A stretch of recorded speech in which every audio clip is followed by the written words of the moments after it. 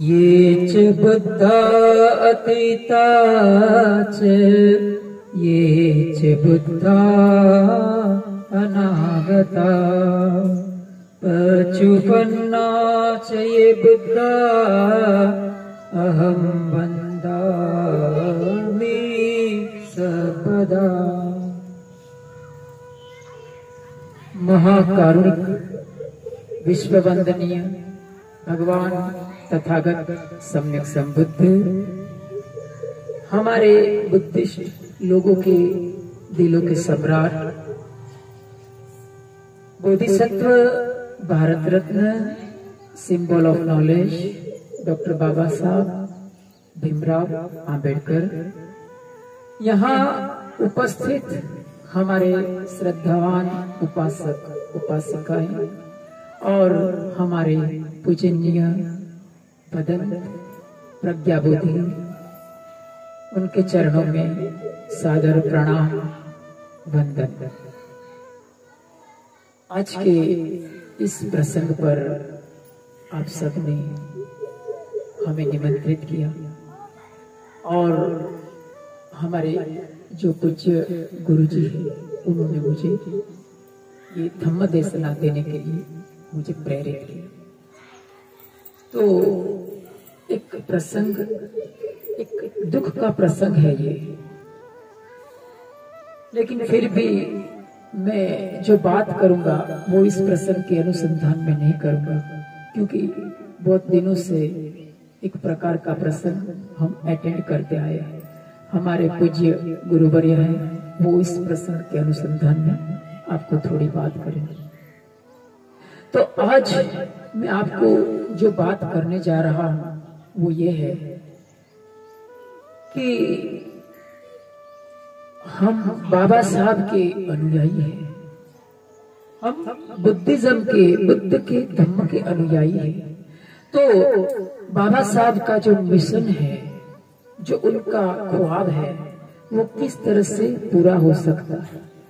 क्या मैं प्रश्न अगर करता हूं आपको कि क्या आप बाबा साहब को जानते हैं, तो सब लोग कहेंगे कि हम बाबा साहब को जानते हैं, हम बाबा साहब को जानते हैं।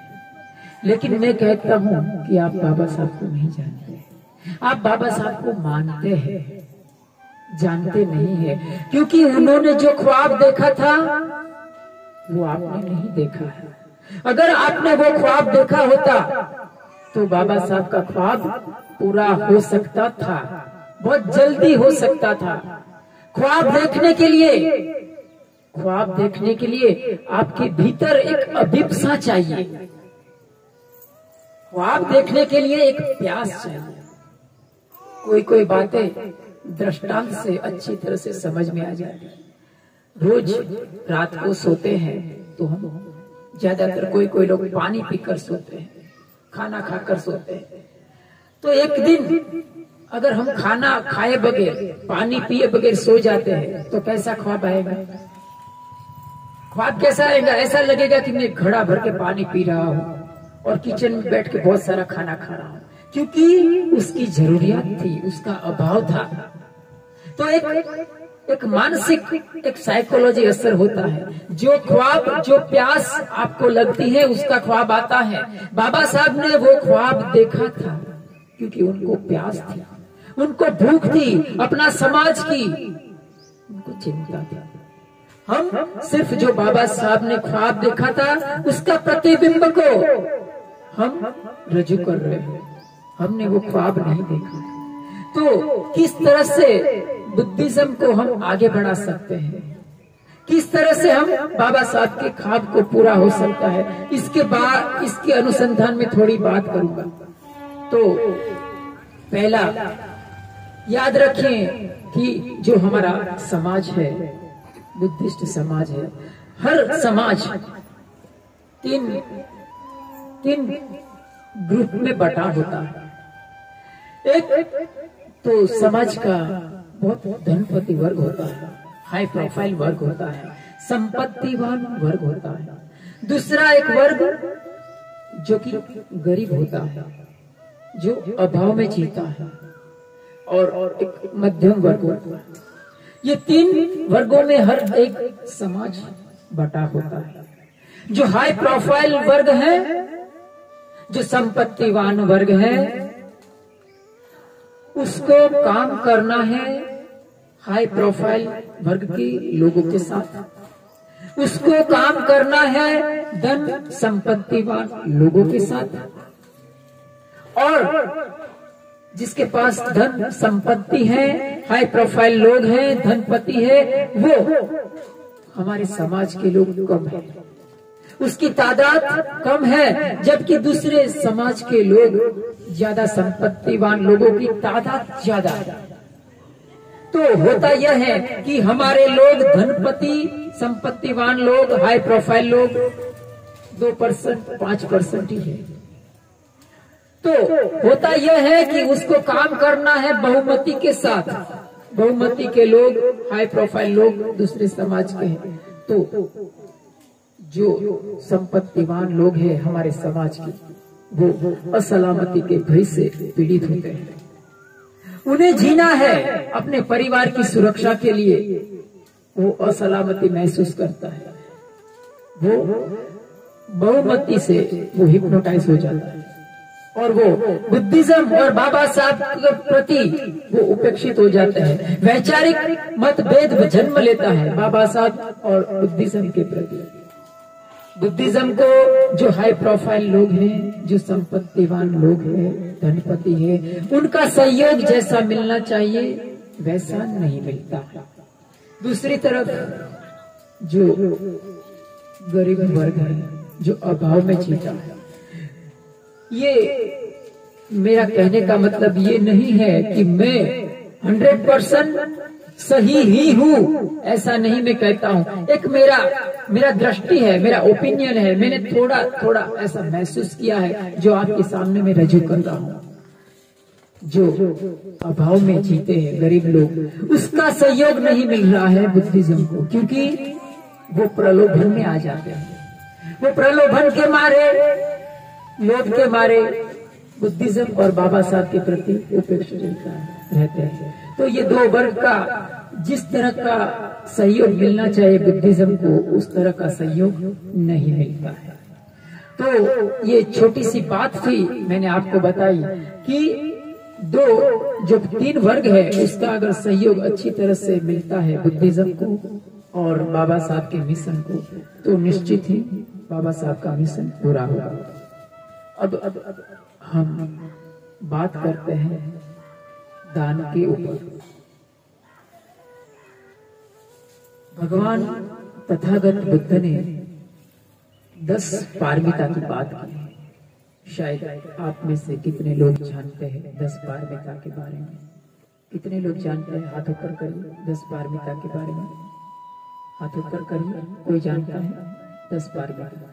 10 पारमिता की बात की है भगवान बुद्ध ने। 10 पारमिता अर्थात पुण्य पारमी कहते हैं, जो पुण्य होता है उसको पारमिता कहते हैं। तो भगवान बुद्ध ने जो 10 पारमिता गिनाई, पहला उन्होंने दान कहा, पहले ही दान पारमिता कहा। 10 प्रकार की पुण्य क्रियाएं बताई भगवान बुद्ध ने, तो उसमें भी पहला दान कहा। 10 प्रकार का राज धर्म बताए तथागत सम्यक संबुद्ध ने, उसमें भी पहला दान की बात। कृपणता हमें कहीं नहीं ले जाती। याद रखिए, धम्म के क्षेत्र में प्रवेश करने के लिए जो द्वार है वो दान का द्वार है। कृपणता, कंजूसी हमें धम्म में आगे नहीं बढ़ाएंगे। आगे बढ़ाने की बात छोड़िए, आप धम्म के क्षेत्र में प्रवेश ही नहीं कर पाएंगे। बुद्धिज्म से आप परिचित ही नहीं हो सकते। इसीलिए मैंने कहा कि आप बाबा साहब को जानते नहीं, बाबा साहब को मानते हैं। बाबा साहब को अगर जानते तो बुद्धिज्म के प्रति हमें किस तरह से पेश आना चाहिए। जो दान की पारमी है, आपने हमें भोजन दिया, तो आपने हमें भोजन के स्वरूप में क्या दिया? दान पारमी को अच्छी तरह से समझिए। भोजन के रूप में आपने हमें क्या दिया? आपने हमें 5 चीजें दी, 5 स्थान प्रदान किया। क्या दिया? भोजन सूक्त में आता है, भोजन सूक्त नाम का भगवान की धम्मवाणी में एक सूक्त है, उसमें आता है कि ददमानो दायको भोजनम दत्वा चत्तारी ठानानी देती, 5 ठानानी देते। कतमा 5? कौन से 5 स्थान आपने हमें प्रदान किया भोजन दान देके? तो भगवान बुद्ध कहते हैं कि आयु देती, वर्ण देती, सुख देती, बल देती, पटिभानम देती। पाली भाषा है, मैं उसका ट्रांसलेशन आपको कहता हूँ कि आपने हमें क्या दिया? आयुष्य दिया, हमें आयुष्य दिया। हो सकता है कि मैं 2 दिन के बाद भूख के मारे मर सकता हूँ। अगर मेरे पेट की जो आग है उसको संतुष्टि नहीं मिलती है तो मैं मर सकता हूँ। तो मेरा आयुष्य बढ़ा। आपने जो भोजन दिया मुझे, हमको भिक्षु संघ को भोजन दिया, वो पता नहीं कितने साल तक खून का कतरा कतरा बहकर बनी के हमारे शरीर में दौड़ेगा। तो आपने क्या दिया? हमें आयुष्य दिया। मेरा आयुष्य बढ़ाना, आपने हमें आयुष्य दिया। आयु देती, सुख देती। बहुत पीड़ा हो रही थी, जलन हो रही थी पेट में, है ना, भूख हम महसूस कर रहे थे। तो भोजन शरीर में जाता है तो हमें सुख मिलता है ना। तो आपने हमें क्या दिया? सुख दिया। आयु देती, वर्ण देती, सुख देती, वर्ण दिया। अगर कोई इंसान 4-5 दिन खाना नहीं खाता है तो त्वचा शुष्क हो जाती है, चेहरे की कांति, चेहरे की आभा मुरझा जाती है। तो आपने क्या दिया? वर्ण दिया। मेरे शरीर का ओज का निर्माण हुआ, मेरे शरीर में जीवकोश बना और वर्ण बना, एक आभा प्रकट हुई। तो आपने क्या दिया? आभा दिया, ओज दिया। आयु देती, वर्ण देती, सुख देती, बल देती। आपके सामने मैं शायद 10 मिनट से बोल रहा हूँ तो मेरे अंदर स्टेमिना, शक्ति होगी तो ही मैं बोल पाऊंगा। अगर मुझे शायद मेरा शरीर कुछ ऐसा है कि जितना खाता, जितना जरूरियत है उतना ही मैं भोजन करता हूँ। तो अगर मैंने नहीं किया होता तो शायद मैं आज धम्म देशना नहीं देता। तो मुझे बल मिला है, बल मिला तो आपको मैं धम्म देशना सुना रहा। तो क्या दिया आपने? बल दिया। और भी एक चीज दी, ये 4 के अलावा उसको कहा पटिभान दिया। पटिभान पाली शब्द है, पटिभान का अर्थ बोध दिया। बोध अर्थात आज जो आपको मैं बात सुना रहा हूँ धम्म की, आपके प्रति मेरे हृदय में, मेरे मन में एक प्रकार का स्तुति, प्रशंसा जागती है। एक प्रकार का आपने हमें भोजन दिया तो उसके प्रति हम एक मोद चित्त से प्रेरित होते हैं। तो क्या जागा? मेरे अंदर बोध जागा। आपने हमें बोध दिया। 4-5 चीजें आपने हमें प्रदान की। तो आपको क्या मिला?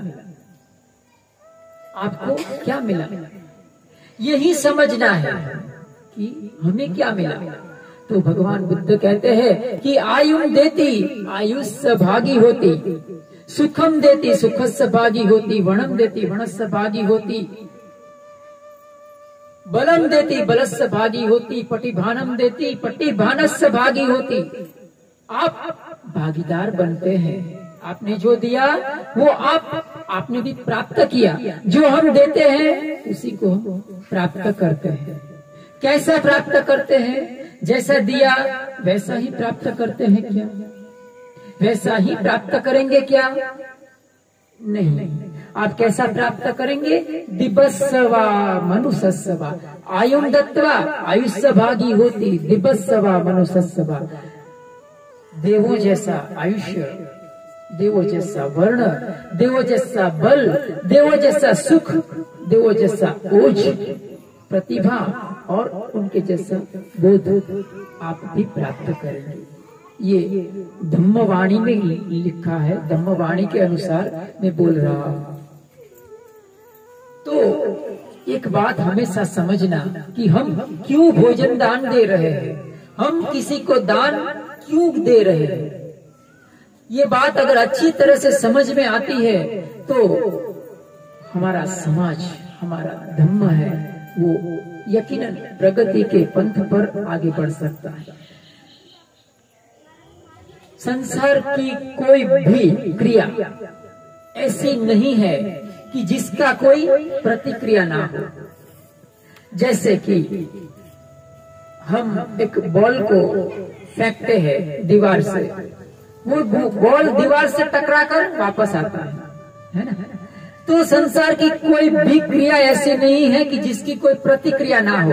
अगर आप मुझे ऐसी एक भी क्रिया बता सकते हैं कि जिसकी कोई प्रतिक्रिया ना हो, जो कर्म का कोई कारण ना हो और कारण का कोई परिणाम ना हो, तो आपका नाम अमेरिका से बुलावा आएगा, आपके लिए पेटेंट तैयार हो जाएगा, आप बहुत बड़े साइंटिस्ट हो जाएंगे, न्यूटन को मात कर देंगे आप। संसार की कोई भी ऐसी क्रिया नहीं है कि जिसकी कोई प्रतिक्रिया ना हो। अगर ये जो सिपाही जो बंदूक चलाते हैं उसको उतना ही धक्का पीछे लगता है। क्यों? क्योंकि ये प्रकृति का नियम है, प्रकृति का सिद्धांत है, उससे कुछ भी कार्य परे नहीं है, चाहे वो वाणी का हो, चाहे वो शरीर का हो, चाहे वो मानसिक हो। तो जब भी दान देते हैं तो ये बात को अच्छी तरह से भावित करें कि हम जो पुण्य क्रिया कर रहे हैं उसका फल हमें यकीनन मिलेगा। अगर आपका चित्त की चेतना बहुत पवित्र है, बहुत प्रसन्न है, तो याद रखिए आपको फल मिलेगा ही, और बहुत बड़ी मात्रा में मिलेगा। मनोपुबंग मा धम्मा मनोसेठा मनोमया मनसाचे पसन्नेन भासति वा करोति वा ततोनम सुख मनवेति छाया व अनपाई। सुख हमारे पीछे पीछे एक छाया की माफिक लगा रहेगा अगर हम जो पुण्य कर्म करते हैं वो प्रसन्न चित्त से करें। कैसे करना चाहिए पुण्य कर्म? माता यथा नियम तोतम आयुषा एक पुत्र मनोरखे। जब भी आप दान देते हैं याद रखिएगा हमेशा कि किसी भी भिक्षु और उपासक, ये धम्म का दो पहिया है, उसी के ऊपर धम्म की गाड़ी आगे बढ़ती है। ये दो पंख है धम्म के, उसी से धम्म की उड़ान बनती है। याद रखिएगा कैसे दान देना है।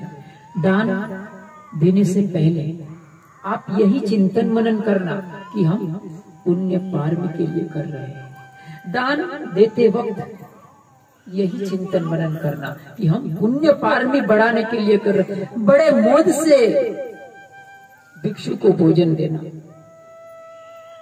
और मुझे कोई बार बहुत दुख लगता है, मैं कुछ बातें आपको बता नहीं सकता हूँ कि मैंने हर जगह में देखा है। हमारे समाज को जब भी मैं देखता हूँ कोई बार तो मुझे पीड़ा होती है कि हम कैसे भोजन दान देना है भिक्षु को, हम कैसे उनको भोजन दान देना है। जैसे एक छोटा अपना इकलौता बेटा होता है, उनको हम कैसे खाना खिलाते हैं। जो हम घर में खाते हैं वो खिलाइए, अच्छा खिलाइए, उनको अपनी तरफ से हर प्रयत्न करिए, बड़े प्यार से खिलाइए। याद रखिए कि जब भी कोई भिक्षु या कोई भी जरूरतमंद उसको खाना खाने के लिए मत बुलाना, तब तक मत बुलाना जब तक आपका हार्ट में प्योरिटी पूरी ना हो। और जब एक बार बुला दिया तो उनके हमारी टोटालिटी के साथ खिलाना, पूरी तरह से अपने को समर्पित करके खिलाना, उसको हर चीज प्रदान करना और उसी तरह से खिलाना जैसे कि वो आपके लिए भगवान। लॉजिकली पेश मत आना। हम क्या करते हैं मालूम है? मैं ये बोल रहा हूँ करीब 20-25 मिनट की, क्या आपको लगता है कि मैं जो बोल रहा हूँ वो आप सुन रहे हैं? आपको ऐसा लगता है? ऐसा नहीं है, मैं जो बोल रहा हूँ वो आप नहीं सुन रहे हैं। आपके भीतर ही एक अपनापन है, आप वो ही सुन रहे हैं जो आप सुनना चाहते हैं। मैं एक सेंटेंस बोलूंगा, एक वाक्य बोलूंगा और आपके अंदर 3 वाक्य खड़े हो जाएंगे। आप मैं जो बोल रहा हूं वो नहीं सुन रहे हैं, आप खुद को ही सुन रहे हैं। आप अपना ही प्रतिबिंब दूसरों में ढूंढते हैं। हम ये नहीं जानते हैं कि मेरे में क्या खामी है, मेरे में कुछ अभाव है। हम किसी को भोजन दान देते हैं तो उनको टोटालिटी के साथ दीजिए, उनका ऐब, उनका दुर्गुण सामने मत लीजिए। याद रखिए, जब भी किसी को भोजन दान देते हैं और अगर आपकी थाली पर से वो भूखा जाता है तो आपको बहुत बड़ा अकुशल कर्म होता है, ये पाप होता है, याद रखिए।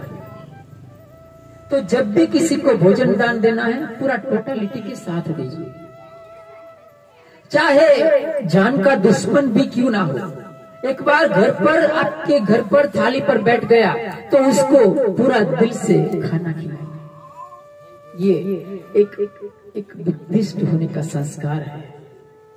तो हमेशा याद रखिएगा कि ये पुण्य पारमी बढ़ाने के लिए आप कर रहे हैं। अज्ञानी गुरु भी आपको पहुंचा सकता है, एक अज्ञानी गुरु भी आपको धम्म के मार्ग पर आरूढ़ करा सकता है, लेकिन रुकावट हमारी तरफ से है, हमारा जो ईगो है। मैं हमेशा एक बात कहता हूँ कि संसार की सबसे भारी चीज क्या है? सबसे भारी तो हमारा ये मत्था है, हमारा जो सिर है ना वो बहुत भारी है। Head is heavier than the earth, इतना भारी है झुकने का नाम नहीं। ये जो मीठे मीठे आम लगते हैं आम के पेड़ पर, तो जब ये आम लगते हैं ना तो आम का पेड़ झुक जाता है। हम नहीं झुकते हैं, हमें ऐसा लगते हैं कि हम सब कुछ जानते हैं। ये जो ईगो है वो ही बड़ी रुकावट है। दोष दूसरे में नहीं है, अगर दोष दूसरे किसी में होगा तो भी आपका जो गुण है वो उसको ओवरटेक कर जाएगा। तो याद रखिए कि पुण्य पारमी बढ़ाने के लिए हम भिक्षु संघ को दान दे रहे हैं। बड़े ही प्यार से दीजिए, बड़ा ही टोटालिटी के साथ दीजिए, थोड़ा सा भी इधर उधर 19-20 मत होने दीजिए, तो आपको बड़ा पुण्य मिलेगा। तो आज के दिन बस इतना ही कहता हूँ, और आप सब ने मुझे अच्छी तरह से सुना। बहुत गर्मी लग रहा है, पसीना सबको जा रहा है, तो आज के दिन इतना ही। सबका मंगल हो, सबका मंगल हो, सबके जीवन में खुशहाली आए, हमारे पुण्य कर्म में सब भागीदार बने, सब भागीदार बने, सबका जीवन धन धान्य धर्म आरोग्य और प्यार से समृद्ध बने, समृद्ध बने, समृद्ध बने। बोलिए साधु साधु साधु साधु।